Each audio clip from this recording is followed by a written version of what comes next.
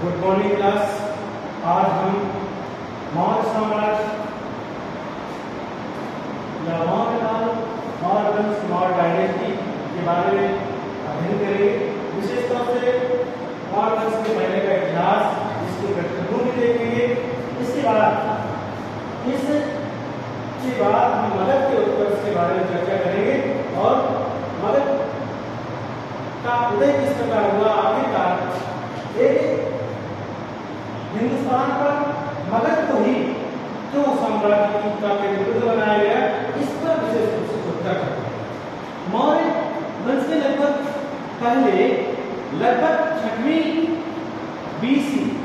6वीं ईसा पूर्व में भारत में पूरा भारतीय उपमहाद्वीप 16 महाजनपदों में विभाजित। 16 महाजनपदों में विभाजित। ये महाजनपद एक छोटे साम्राज्य हुआ करते थे और उन छोटे से छोटे साम्राज्यों पर एक शासक हुआ करता था और उस छोटे क्षेत्रफल पर अपना एक शासन चलाया करता था। उसी के कानून और उसी के नियम और रेगुलेशन उस छोटे से साम्राज्य पर कायम हुआ था। इस तरह से पूरा हिंदुस्तान जब छोटे टुकड़ों में अर्थात छोटे इकाइयों में 16 इकाइयों में विभाजित था, तो जाहिर है उसी बात में इनमें आपस में जमीन के लिए और धन के लिए संघर्ष भी हुआ करते थे। कालांतर में इन संघर्षों के बाद 12 महाजनपदों का विलय इन 4 महाजनपदों में हो गया। 12 महाजनपदों का विलय 4 जनपदों में हो गया। 4 जनपदों में हो गया। ये 4 जनपद थे मगध, वत्स,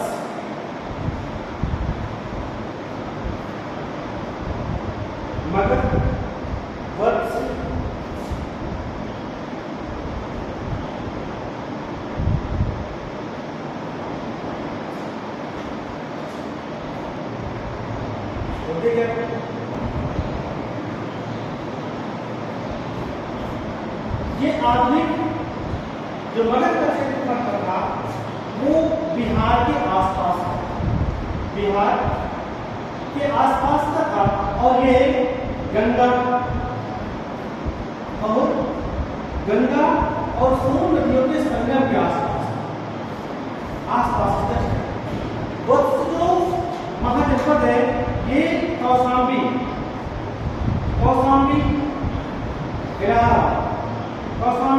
प्रयागराज के आसपास का क्षेत्र था। कोसल आधुनिक फर्रुखाबाद,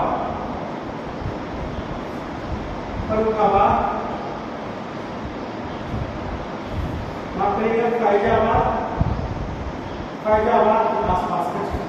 अवंती जो क्षेत्र था ये एमपी का, दक्षिण मध्य प्रदेश के आसपास का क्षेत्र।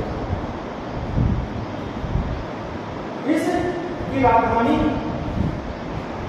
गिरिब्रज थी।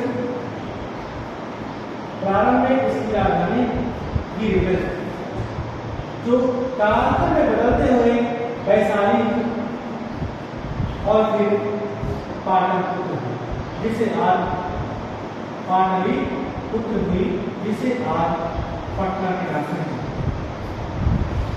बच्चों, इसके बाद जो दूसरा महाजनपद हुआ वत्स या आसपास इसकी जो क्षेत्र है कौशाम्बी है, उसकी राजधानी आज उस समय कौशाम्बी हुआ है।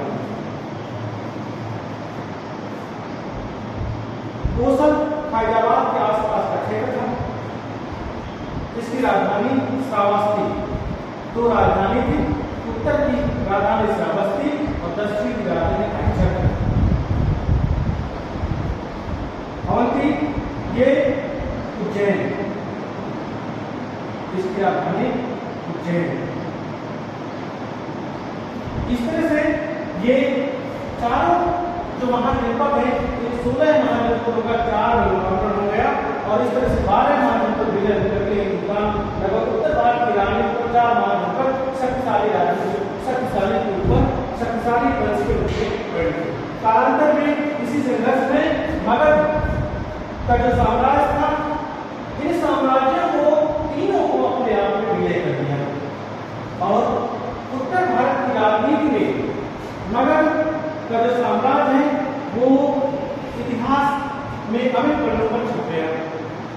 इस तरह से मगध उत्तर भारत की राजनीति में अपना महत्वपूर्ण स्थान रख रहा था।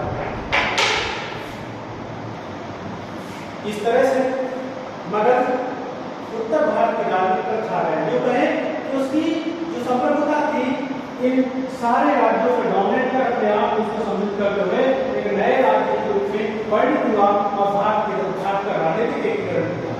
मगध पर जो सबसे पहला ऐतिहासिक रूप से बहुत सारे राज्य आते हैं, जो परंतु ऐतिहासिक जो जहां से उसकी ऐतिहासिकता ज्यादा स्पष्ट होती है वो हरेक वंश के नाम से जानते हैं। इसका जो कार्यकाल था 544 BC to 412 BC के मध्य माना जाता है। हर्षवर्धन बिंबिसार ने इसकी स्थापना की। बच्चों ये काफी बड़े लंबे चैप्टर है क्योंकि हमें फोकस करना है मौर्य डायनेस्टी पर, इसलिए मौर्य वंश के पहले का थोड़ा संक्षिप्त परिचय आपको दे देता हूं। इस तरह से हर एक डायनेस्टी के बाद नंद वंश आता। इसका जो कार्यकाल था वो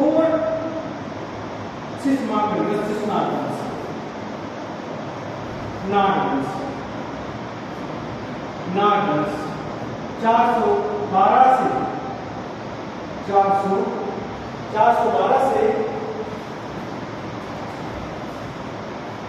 412 ईस्वी से 394 ईस्वी।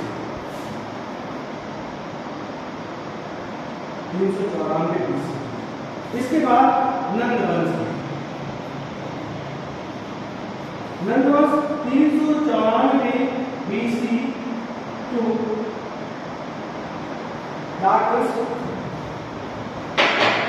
394 BC to 412 से 344 BC। 344 BC to 300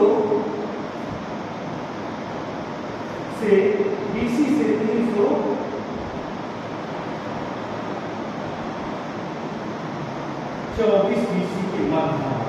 इस तरह से ये इनकी मौर्य साम्राज्य को जिनकी ऐतिहासिकता आई तो ये थे राजवंश। इसके बाद मगध की गद्दी पर मौर्य साम्राज्य आता है। नागवंश की स्थापना शिशुनाग ने की थी और नंदवंश की स्थापना महापद्मनंद ने। महापद्मनंद इस वंश का अंतिम जो शासक था वो घनानंद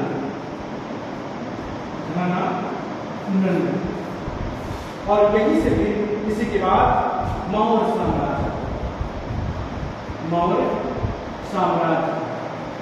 और वो ये साम्राज्य 322 BC से लगाकर 184 BC तक एक लंबे कार्यकाल तक मगध पर अस्तित्व में रहा और उत्तर भारत के एक विभिन्न राज्यों के रूप में हिंदुस्तान का राजनीतिक एकीकरण किया। आखिर प्रश्न ये उठता है कि सबसे पहले हिंदुस्तान पर मैंने आपको बताया 16 मार्च को, तो ये 16 विभिन्न केंद्र आखिरकार मगध ही क्यों उनमें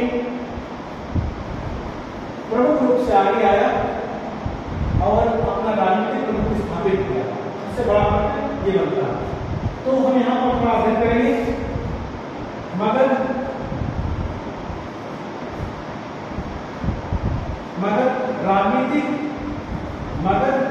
राजनीतिक केंद्र क्यों बना?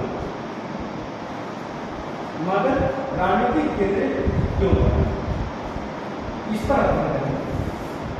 मैंने आपको पहले बताया कि मगध का जो साम्राज्य है जहां पर पाटलिपुत्र स्थित है, वैशाली विशेष तौर से पाटलिपुत्र स्थित है, ये बिहार की कहानी।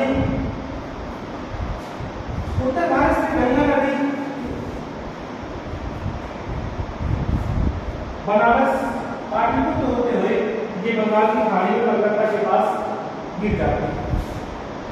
सोन नदी अमरकंटक की पहाड़ियों से निकलते हुए सोन नदी मिलती है।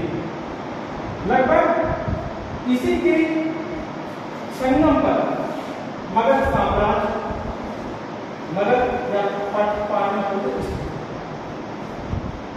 सबसे बड़ा कारण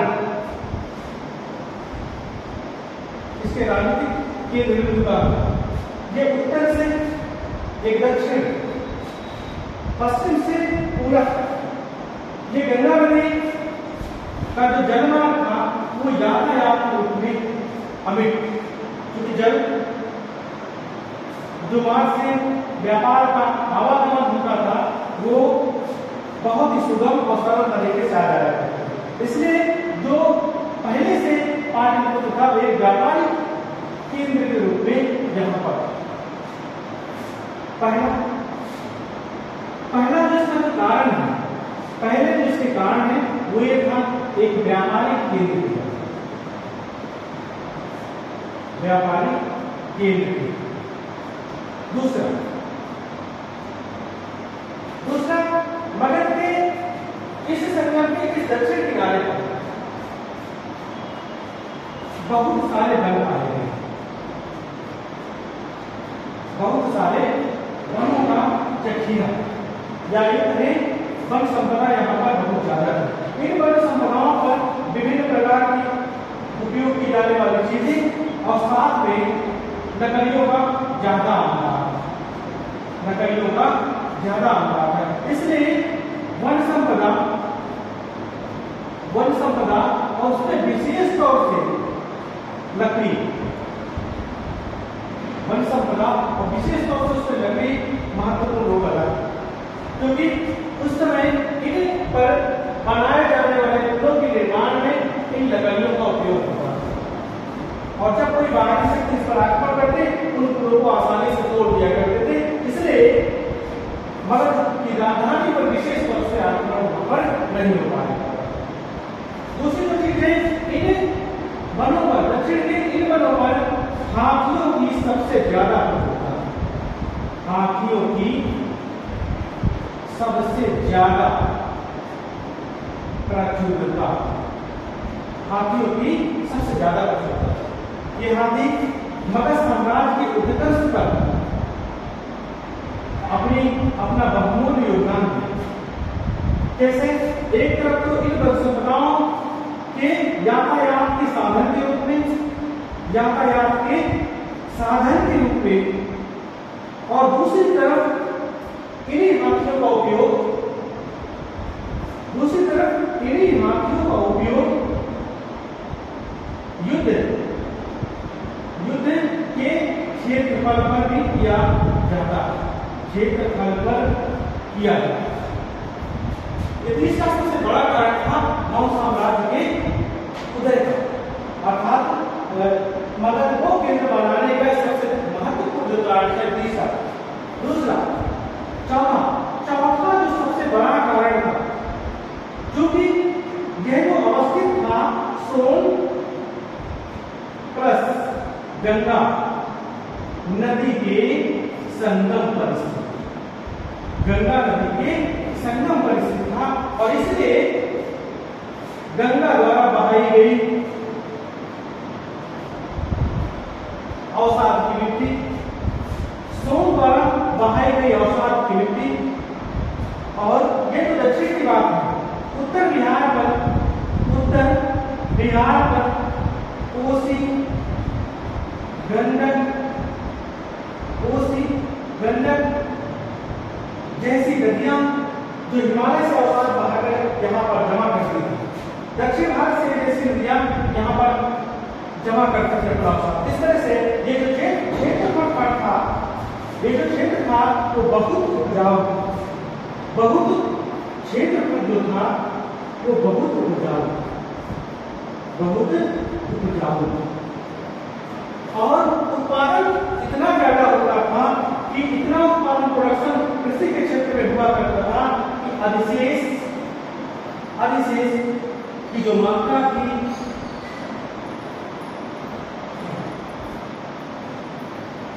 अधिशेष की जो मात्रा थी, एक्स्ट्रा प्रोडक्शन, वो बहुत ज्यादा था। और आप जानते हैं जिस राज्य में अधिशेष ज्यादा मात्रा में रहे, खजाना ज्यादा मात्रा में रहे, वहां पर वहां की लड़ने वाली सेना की शक्तियां और ह्यूमन रिसोर्सेज बहुत मजबूत होता है। तो सबसे महत्वपूर्ण बात ये जो चौथा, पांचवा और एक छठवां महत्वपूर्ण कार्य था, आखिरकार गलत ही के महत्वपूर्ण एक क्षेत्र के रूप में डेवलप हुआ। उसका जो महत्वपूर्ण योगदान था इस झारखंड के इलाके का, इसे झारखंड के इलाके पर बहुत सारी मात्रा में लोहा आया है, बहुत सारी मात्रा में लोहे की उपलब्धता, लोहे की एवेलेबिलिटी ऑफ आयरन, लोहे की उपलब्धता। ये लोहा जहां एक तरफ इस लोहे का उपयोग हर की खाल बनाने के लिए जमीन के प्रोडक्शन को बढ़ाता था, वहीं दूसरी तरफ युद्ध में नए नए वीपन्स को बना करके युद्ध भूमि पर यहाँ के शासक लोग विजय करते थे और अपने क्षेत्र का विस्तार किया करते थे। इस तरह से इन 16 महाजनपदों में मगध एक शक्तिशाली राजवंश के रूप में उभरा हुआ।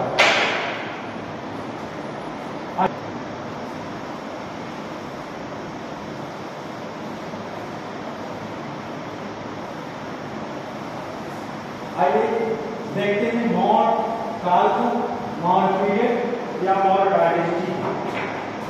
मौर्य साम्राज्य के पहले उत्तर भारत पर मगध की राजगद्दी पर नंद वंश का शासन था। नंद वंश का शासन था जिसका अंतिम शासक धनानंद। इसका राज्य पुरोहित का नाम था चाणक्य। चाणक्य नाम, जिसे विभिन्न नामों से जानते हैं। इसे विष्णुगुप्त भी कहते हैं, इसे विष्णुगुप्त भी कहते हैं, इसे कौटिल्य भी कहते हैं, इसे कौटिल्य भी कहते हैं। ये इसका राज पुरोहित अपनी भरी सभा में धनानंद ने इसको अपमानित किया। ऐसी कहानियां प्रचलित थी, अपमानित किया। और उस सभा में इसने अपने आप को छोटी बांधते हुए शपथ ली थी, जब तक मैं तुम्हारे साम्राज्य का नाश नहीं कर दूंगा, साम्राज्य में नहीं कर दूंगा, तब तक मैं अपनी चोटी का बंधन नहीं। इस तरह से चाणक्य अत्यधिक बुद्धिमान था। कुटिल बुद्धि होने के कारण इसे कौटिल्य भी कहते हैं, इसका मूल नाम विष्णुगुप्त। यह इस समय विश्व प्रसिद्ध महान जो विश्वविद्यालय तक्षशिला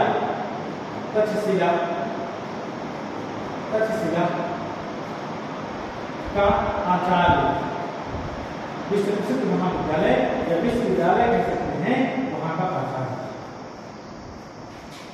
इस समय वो जब पंजाब प्रांत की ओर एक दिन बढ़ रहा था, उस समय उसे रास्ते में एक ऐसे व्यक्ति की खोज करनी थी जो इस नंदवंश के साम्राज्य को नष्ट कर सके। इस तरह से उसने जब रास्ते से वो निकल रहा था पंजाब प्रांत के आसपास, तो कुछ बच्चे राजकीलम खेल खेलते थे। राजकीलम जिसमें एक बच्चा चट्टान की ऊंची दीवार पर बैठता था और दो चार हर बच्चे समस्या लेके उसके पास आते थे और बड़ी चतुराई से वो बालक इन समस्याओं का सलूशन निकालता। चाणक्य से देख रहे, चाणक्य ने सोचा कि इतना छोटा बालक और इतना मैच्योर है, निश्चित तौर से इसे विद्यालय पढ़ाया जाए तो नंदवंश मेरे इस मिशन में नंदवंश को खत्म करने में एक महत्वपूर्ण भूमिका अदा कर सकता है। वहीं से चाणक्य ने उस बालक को अपना लिया और अपना शिष्य बनाया, जो भारतीय इतिहास के कालांतर में चंद्रगुप्त मौर्य के नाम से जाना। चंद्रगुप्त मौर्य के नाम से जाना।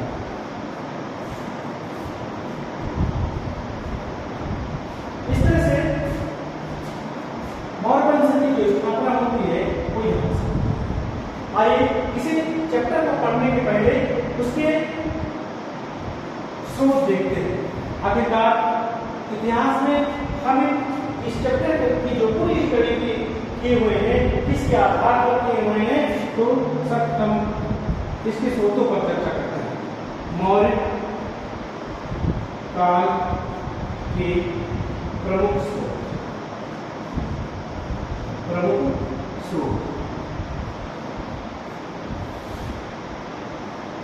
मौर्य काल के प्रमुख स्रोतों में जो सबसे महत्वपूर्ण जो स्रोत है वो अर्थशास्त्र। अब नाम इसका अर्थशास्त्र है, लेकिन गणित पर लिखी गई पुस्तक है। इसमें 15 अध्याय हैं, 180 प्रकरण हैं, 180 प्रकरण है, 6000 लगभग श्लोक, 6000 इसके श्लोक हैं। और इसे 1909 में राम शास्त्री ने इसे प्रकाशित किया। राम शास्त्री ने इसे प्रकाशित किया।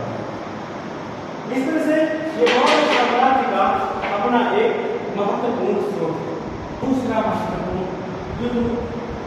महत्वपूर्ण स्रोत है अर्थशास्त्र के बाद इंडिका। इसके जो लेखक हैं वो मेगास्थनीज यूनानी आते हैं जो चंद्रगुप्त मौर्य के काल में आते हैं और अपनी रचना यहाँ से वापस जाने के बाद इंडिका लिखते हैं, जो भारत की जलवायु और यहाँ की राजनीतिक स्थिति का अध्ययन यहाँ पर करते हैं। ठीक है, इस काल जब इस ग्रंथ के माध्यम से भी मौर्य साम्राज्य की बेहद जानकारी जानकारी निकल करके सामने आती है। तीसरा जो महत्वपूर्ण स्रोत है वो विशाख दत्त का मुद्रा राक्षस, इसके लेखक है विशाख दत्त। इसमें चंद्रगुप्त मौर्य को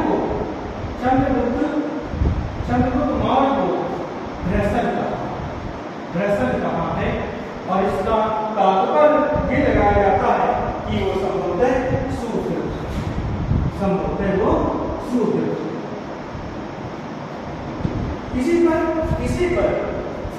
इसी मुद्रा राक्षस पर ढूंढीराज ने टीका लिखा, जहां टीका का अर्थ होता है इसका संक्षिप्तीकरण, इसका सारांश, और इसमें भी इसे शूद्र कहा। एक महत्वपूर्ण अभिलेख है 150 एडी के आसपास का, वो है जूनागढ़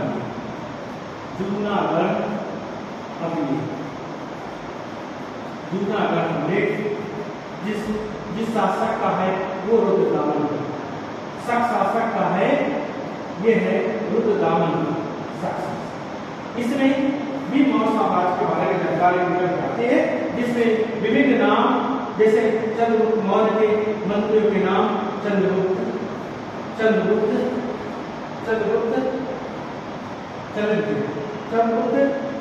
और राधागुप्त और उसका जो मंत्री है पुष्पगुप्त यहाँ नहर का निर्माण करवाया। ठीक है। चौथा, अशोक के अभिलेख भी इसके जो सबसे महत्वपूर्ण जीवंत उदाहरण है वो अशोक के अभिलेख भी। पांचवा, जैन ग्रंथ आते हैं, पूरा जैन साहित्य आता है जिसमें मौर्य साम्राज्य के बारे में विशेष तौर से जानकारी है। छठवां, बौद्ध ग्रंथ भी आते हैं, इसमें भी मौर्य साम्राज्य के बारे में विशेष रूप से जानकारी मिलती है। और इन दोनों ग्रंथ में चंद्रगुप्त मौर्य को क्षत्रिय बताया गया है। तो महत्वपूर्ण जो ग्रंथ हैं वो मौर्य काल के बारे में जानकारी देते हैं। एक तो कथा साहित्य सागर, कथा सारित सागर, कथा सारित सागर। दूसरा बृहत कथा, बृहत कथा सोमदेव की रचना है कथा सारित सागर। और बृहत कथा मंजरी 6वें। ये तत्कालीन कश्मीर के इतिहास के बारे में जानकारी देते हैं। और इस तरह से ये दोनों चंद्रगुप्त मौर्य को नंद वंश का बताते हैं कि चंद्रगुप्त मौर्य निश्चित तौर से नंद वंश का शासक था। जो भी है उसकी आश्चर्यता कैसे भी हो, लेकिन उसका इतिहास में एक स्वर्णिम अध्याय है, उसका इतिहास में एक स्थान है। उसके इतिहास में इस बात के लिए महत्वपूर्ण है क्योंकि पहला ऐसा राजनीतिक शासक था जिसने हिंदुस्तान को या भारत को, उत्तर भारत को एक राजनीतिक सूत्र